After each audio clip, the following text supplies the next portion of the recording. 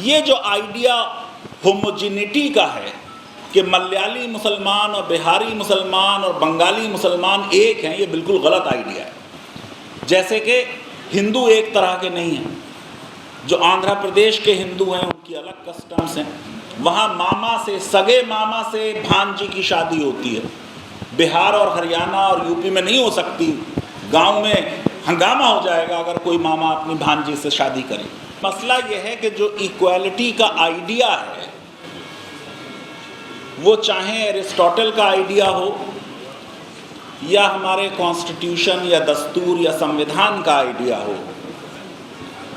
उसमें इक्वालिटी पिछड़े और अगड़ी में नहीं होगी।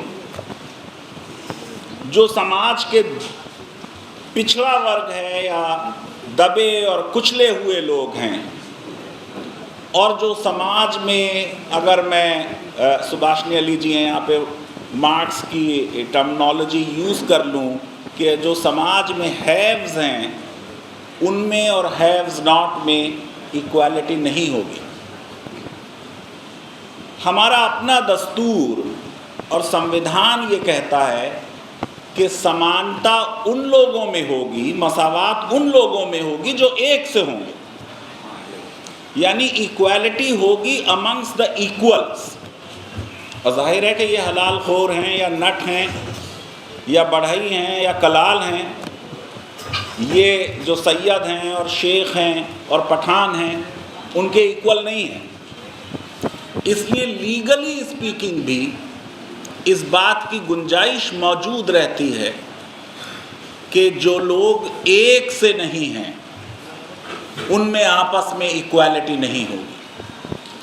और ये हमारे इक्वालिटी का प्रिंसिपल जिस तरह से संविधान में शामिल हुआ और जिसको हमारे जजेस ने जिस तरह उसको इंटरप्रेट किया, ये कई डिकेड्स हमने इसमें गुजार दी और हम ये कहते रहे कि साहब, likes are to be treated alike, unlikes are not to be treated alike. जो असमान हैं उनमें समानता नहीं रखी जाएगी, जो समान हैं उनमें समानता होगी। People who are in the same circumstances, in the same class, in the same group, जो एक दायरे में मौजूद हैं, उस दायरे में जितने हैं, जैसे सारे प्रोफेसर्स हैं, हमारे इशरत हुसैन साहब अलीगढ़ मुस्लिम यूनिवर्सिटी से आए हैं और वहाँ लॉ के बड़े प्रोफेसर हैं, तो प्रोफेसर्स में इक्वालिटी होगी, सारे प्रोफेसर्स एक से माने जाएंगे।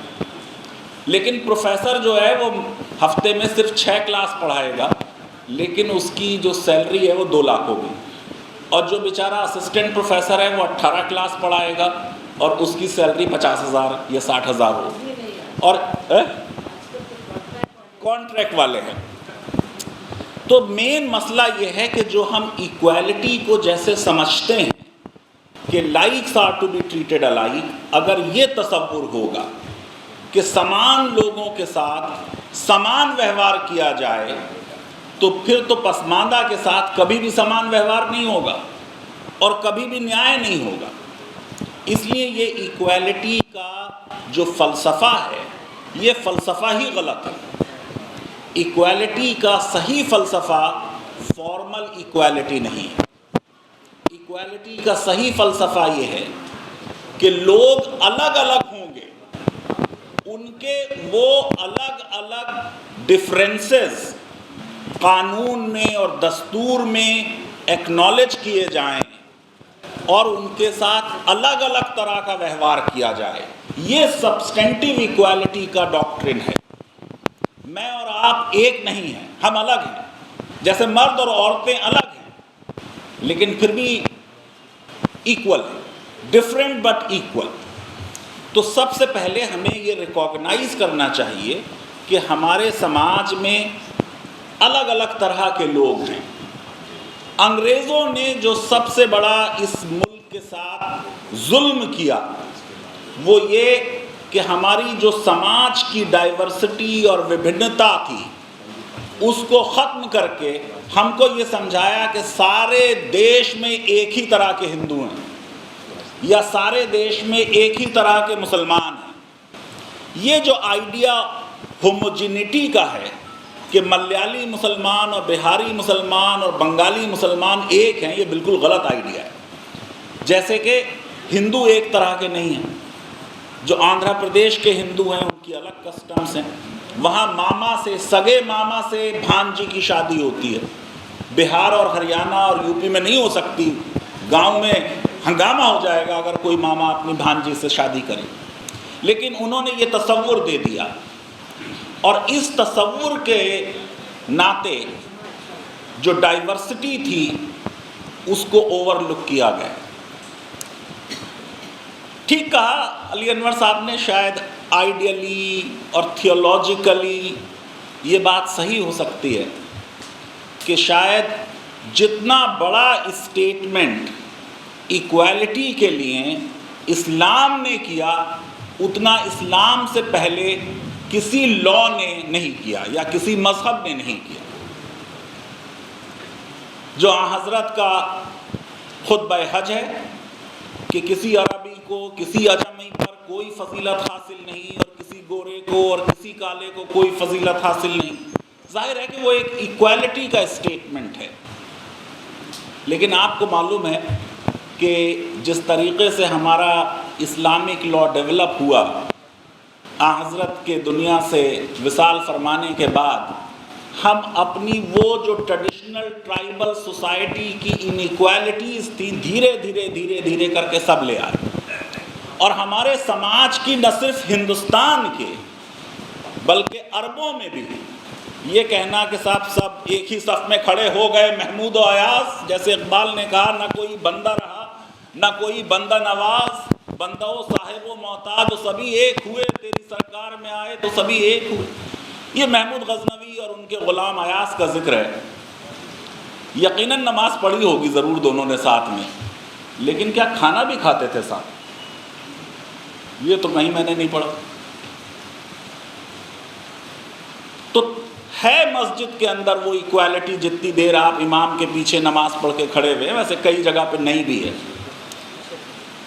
तेलंगाना में मुझे आके कई ग्रुप्स ने बताया, जब मुस्लिम रिजर्वेशन की बात हो रही थी, कि उनकी बिरादरी का कोई इमाम बन गया तो उसके पीछे मुसलमानों ने नमाज पढ़ने से इनकार किया कि ये नीची ज़ात का पसमानदा है और हम इसके पीछे नमाज नहीं पढ़ें। हमने जो लॉ डेवलप किया उस लॉ में हज़रत के बाद कोई 100-200 साल में जब आपका जूरिस्प्रूडेंस डेवलप हो रहा है, जिसको आप मुस्लिम पर्सनल लॉ कहते हैं, उसमें आप कंसेप्ट ले आए कुफ का, कि शादी जो है वो अपने कुफ में होनी चाहिए। और उसमें आपने कहा कि कुफ जो है वो बिरादरी है और शादी करते वक्त देखो भाई कौन लोग हैं। अलीगढ़ मुस्लिम यूनिवर्सिटी के एक डीन यहाँ तक कहते थे कि भाई हड्डी ज़रूर देखनी चाहिए जब मैं किसी लेक्चरर को अपॉइंट करूँ। तो इस तरह ये पूरा समाज में जो बिरादरी या ट्राइब, ये पूरा कंसेप्ट जो है अरबों में भी आ गया और हिंदुस्तान में तो मौजूद था। सुप्रीम कोर्ट के फैसले हैं कि तब्दीली मज़हब से किसी भी समाज की बैकवर्डनेस ख़त्म नहीं होती। अगर ये बात तस्लीम की जाए कि हिंदुस्तान में जो ज़्यादातर मुसलमान हैं वो यहीं के रहने वाले थे और उन्होंने तब्दीली मज़हब की, और मज़हब तब्दील करने के बाद उनकी बैकवर्डनेस पर कोई फ़र्क नहीं पड़ा, ये सुप्रीम कोर्ट खुद कह चुकी है। तो फिर सिर्फ मज़हब की बुनियाद पर प्रेसिडेंशियल ऑर्डर में शेड्यूल कास्ट की डेफिनेशन में मुसलमान दलितों को क्यों ना शामिल किया जाए, और क्यों सुप्रीम कोर्ट उस पेटिशन पर हियरिंग करने से कतराती। बात कही जाती है कि साहब तब्दीली मज़हब के बाद फाइनेंशियल स्टेटस बहुत अच्छा हो गया, इस पर रिसर्चेस हो चुकी हैं, ज़्यादातर लोगों का अच्छा नहीं होता। अलीगढ़ में मेरे एक टीचर थे, वो भी अपने आप को कुंवर कहते थे, हम राजपूत हैं। मैंने एक दिन उनसे पूछा जब मैं तालिब इल्म था कि आपकी फैमिली कब कन्वर्ट हुई? बोले 900 साल पहले। 900 साल पहले कन्वर्ट हुई, तब से लेके वो अब तक राजपूत चले आ रहे हैं। अली अनवर साहब ने अपनी किताब में लिखा है खुद कि कितनी ऐसी मुसलमानों की बिरादरियां हैं,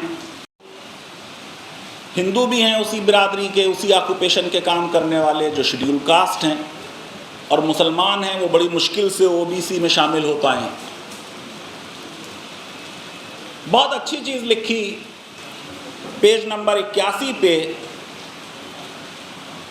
बक्खो कम्युनिटी के बारे में, और ये बताता है कि कितना महान देश है हमारा, कि ये वो लोग हैं, ये वो बिरादरी है जो किसी के यहाँ जब बच्चा पैदा होता है, और जाहिर है कि हम लोग जो हैं बहुत ही एंटी वेमेन हैं, तो बच्चा पैदा होने में सेलिब्रेशन सिर्फ बेटे के होने में होता है, बेटियों के यहाँ होने में नहीं होता।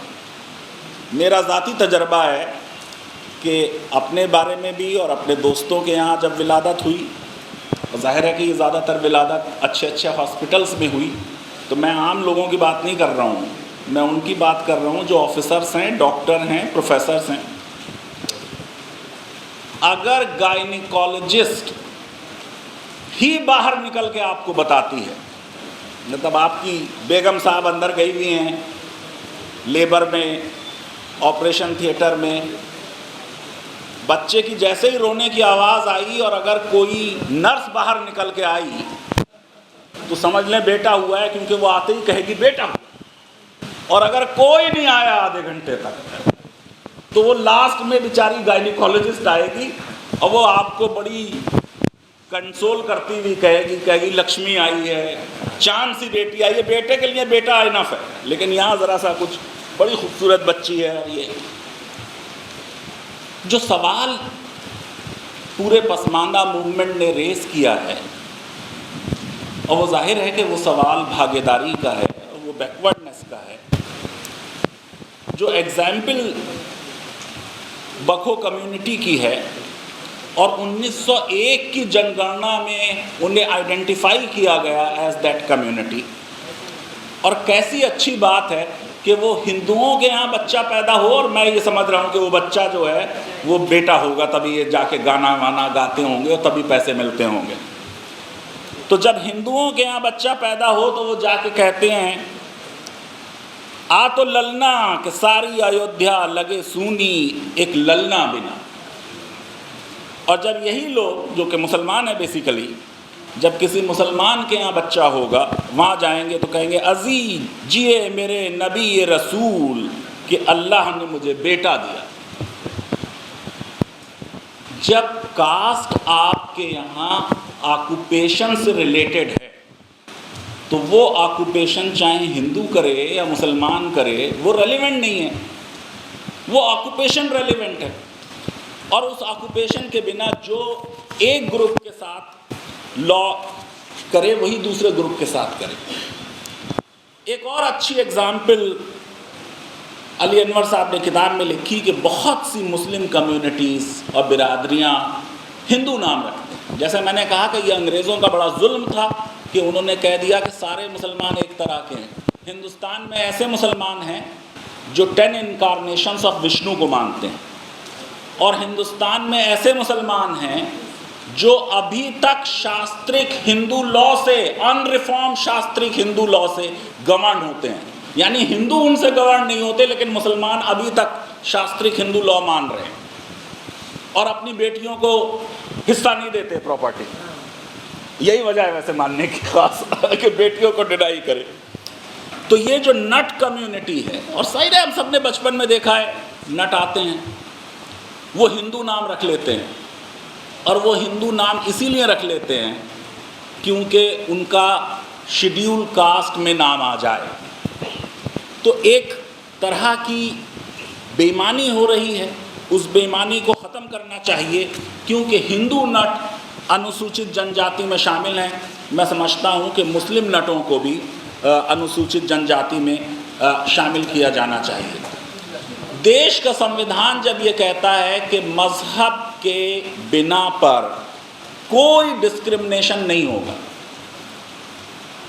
हमने 1951 के प्रेसिडेंशियल ऑर्डर में अमेंडमेंट किया, दलित सिखों को उसमें शामिल किया, बुद्धिस्ट को उसमें शामिल किया। तो हमें वो संशोधन करके उस प्रेसिडेंशियल ऑर्डर में दलित मुसलमानों को, और ख़ास तौर से जब हम पसमानदा के बारे में बार बार बात कर रहे हैं और आइडेंटिफाई कर रहे हैं और इकरार कर रहे हैं कि ये पिछड़े हैं, तो जो बाकी पिछड़ों के साथ हमने किया है वो इनके साथ भी होना चाहिए। मैं अली अनवर साहब की इस बात से मुत्तफ़िक़ हूँ कि देखिए, अल्टीमेटली कहते हैं कि जो बढ़कर खुद उठा ले हाथ में मीना उसी का है। तो अल्टीमेटली कोई फॉर ग्रांटेड ले किसी को भी, ये अच्छी चीज़ नहीं है। लेकिन क्या हम ये आइडेंटिफाई कर सकते हैं कि आप एक बड़े प्रेशर ग्रुप हैं? माइनॉरिटी होना, उन्होंने कहा कि इससे इंफीरियरिटी कॉम्प्लेक्स आता है, मैं ज़रा इससे एग्री नहीं करता हूँ। माइनॉरिटी होना कोई बुरी चीज़ नहीं है, क्योंकि वो संवैधानिक है। संविधान ने कहा है कि देश में मज़हब के बिना पर भी अक़लियतें हैं, अल्पसंख्यक हैं, और ज़्यादातर इस देश में भाषा की बुनियाद पर लिंग्विस्टिक माइनॉरिटीज़ हैं। जो अधिकार रिलीजियस माइनॉरिटी के हैं वही अधिकार लिंग्विस्टिक माइनॉरिटीज़ के हैं। अगर पटना में कोई तमिल या मलयाली या कन्नड़ या तेलुगु एजुकेशनल इंस्टीट्यूशन इस्टेब्लिश होगा तो वो अल्पसंख्यक शिक्षण संस्थान ही होगा, चाहे उसको इस्टेब्लिश करने वाला कोई तमिल ब्राह्मण हो। अधिकार उनके बराबर है। मैं समझता हूँ कि संविधान की और समानता की लड़ाई में हमको अली अनवर साहब के नेतृत्व पर भरोसा है, और उन्होंने सही कहा कि मार्केट में कुछ नए लोग भी आ गए हैं जिनके ज़रा क्रेडेंशियल सस्पेक्ट हैं। मेन बात यह है कि पहले तो मुसलमान ये समझें और ये एक्नॉलेज करें कि उनके यहाँ भी कास्ट सिस्टम है। मैं समझता हूँ कि मुस्लिम कम्युनिटी की लीडरशिप ने इस फैक्ट को डिनाई करके कि मुसलमानों में भी कास्ट सिस्टम है, इम्तियाज़ अहमद साहब बेचारे चले गए दुनिया से, उन्होंने तो कई वॉल्यूम किताब लिख दी, caste systems amongst Muslims, documented है, मंडल कमीशन में लिखा हुआ है कि ये मुसलमान बिरादरियाँ ओबीसी हैं। अली अनवर साहब ने किताब में पूरी टेबल बना दी है, सेंट्रल लिस्ट में ये हैं, बिहार की लिस्ट में ये हैं। मैं समझता हूँ इस फैक्ट से हमको कोई इनकार नहीं होना चाहिए कि मुसलमानों में भी जो कास्ट सिस्टम है वो उसी तरह का ऑलमोस्ट है जैसा हमारी बहुसंख्यक समाज में है।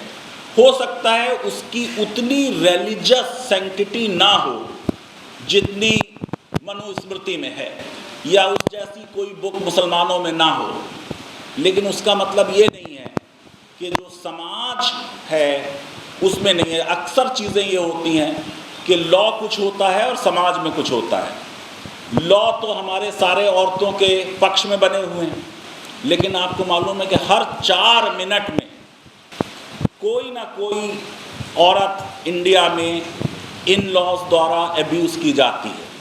हर 24 घंटे में लॉ ये है कि कोई डाउरी नहीं ली जाएगी, लेकिन हर 24 घंटे में 19 औरतें मार दी जाती हैं डाउरी के लिए। हर 16-17 मिनट में लॉ बहुत सख्त है बलात्कार के विरुद्ध, लेकिन देश में बलात्कार होता है, यानी हर घंटे में 3 या 4 बलात्कार होते हैं। तो जो समाज की रियलिटी है उससे मुंह मोड़ना या मुंह फेरना या इनकार करना अपने को धोखा देना है। हमारे समाज में कास्ट, किताब लिखी है ताराचंद ने, influence of Islam on Indian culture, इसी तरह इन्फ्लुएंस ऑफ इंडियन कल्चर है ऑन इस्लाम। तो हमारे यहाँ वो कास्ट सिस्टम है, हम उसे एक्नॉलेज करें, और ये अच्छी बात है कि जमीयतुल उलमा हिंद ने उसको एक्नॉलेज कर लिया है और उलेमा में कुछ बेदारी आ रही है। अपने समाज में इक्वालिटी लाने के लिए जो अनइक्वल्स हैं उनको ऊपर उठाना पड़ता है। पूरे अफर्मेटिव एक्शन और रिजर्वेशन पॉलिसी का फलसफा ये है कि आपके समाज में अगर कोई यहाँ है और कोई यहाँ है तो जो यहाँ वाला है उसको उठा के यहाँ लाना है। इस स्कीम का नाम रिजर्वेशन है। जब तक आप ये नहीं करेंगे तब तक समाज में आपको समानता का जो आदर्श है उसको आप नहीं पा सकते। बहुत बहुत शुक्रिया।